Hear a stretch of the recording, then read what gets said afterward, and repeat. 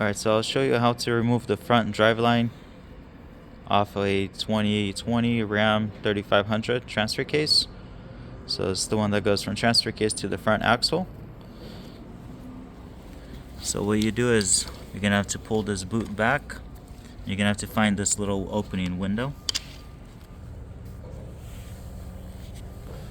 Alright, so you're gonna have to spread these two so apart and then pull the driveline.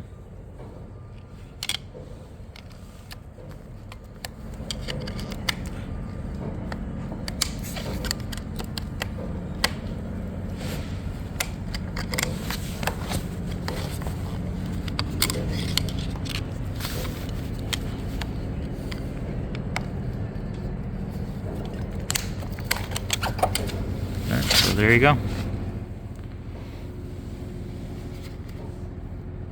And that's right there. So spread them apart. I use 2 flatheads. It's pretty easy.